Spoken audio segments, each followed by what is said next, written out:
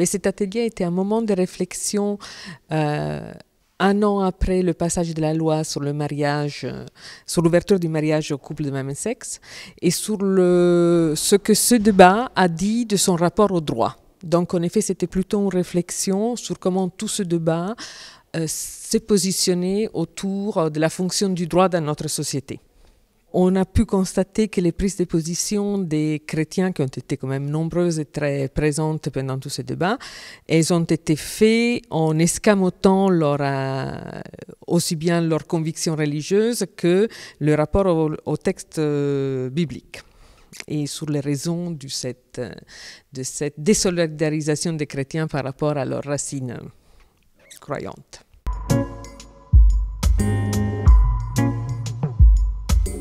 Je suis allé relire ce que André Dumas, qui était un éthicien protestant des années 60 à 80, écrivait sur le débat sur la pilule et la loi sur la pilule en 1966, parce qu'à l'époque, le débat se déroule beaucoup autour de est-ce que on peut avoir quel type de contraception. L'Église catholique dit qu'il faut une contraception naturelle, donc la méthode Ogino en surveillant les températures, et on ne peut pas avoir la pilule qui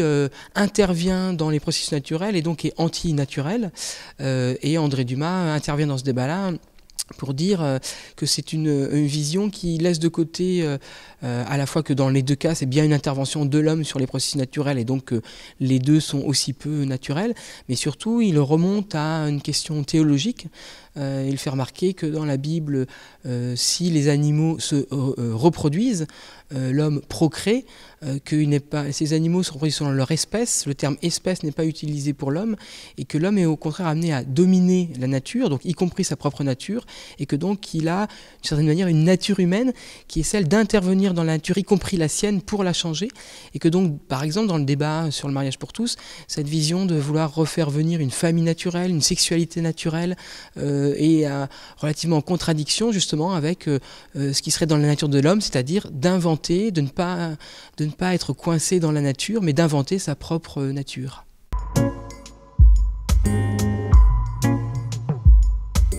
Dans un premier temps, les gens sont restés relativement silencieux, et puis finalement, après, on est reparti sur les débats sur le mariage pour tous. D'une certaine manière, ce qui est intéressant, c'est que les gens se sont appropriés, qu'ils ont parlé, etc. Ce qui est peut-être un peu décevant, c'est que justement, le silence montre qu'ils n'ont pas forcément complètement accueilli les questionnements qui étaient amenés par les interventions pour revenir finalement sur un débat qui était en grande partie le débat qu'on a eu au moment du mariage pour tous. Ça montre que tous, dans nos façons de raisonner, on a du mal à intégrer des nouvelles questions pour se reposer différemment les questions du débat. Il faut une parole réfléchie. Et que ça a été une occasion, je pense que toute la journée autour du droit, que c'est sûrement un thème un peu austère et pas très sexy, qui est quand même une des questions centrales de nos États, de nos sociétés. Ce sont des États de droit. Et je pense que la réappropriation par l'ensemble de la population du droit, c'est quand même une des bases de la démocratie qui fonctionne. Ce qui peut être intéressant, c'est dans des journées comme ça, que les gens se reposent la question de qu'est-ce que c'est que raisonner en protestant.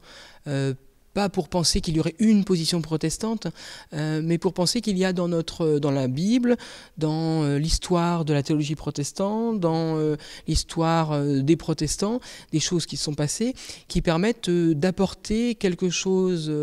en plus ou de différent dans le débat, pour essayer de poser les questions un peu différemment, parce qu'on est souvent dans des débats publics qui ronronnent sur toujours les mêmes oppositions, toujours les mêmes évidences, toujours les mêmes camps, et que le rôle sans doute des protestants, ça peut être justement en amenant une parole originale issue d'une certaine histoire et d'une certaine réflexion, de poser des questions, des façons de poser les questions qui permettraient de sortir des routines du débat public.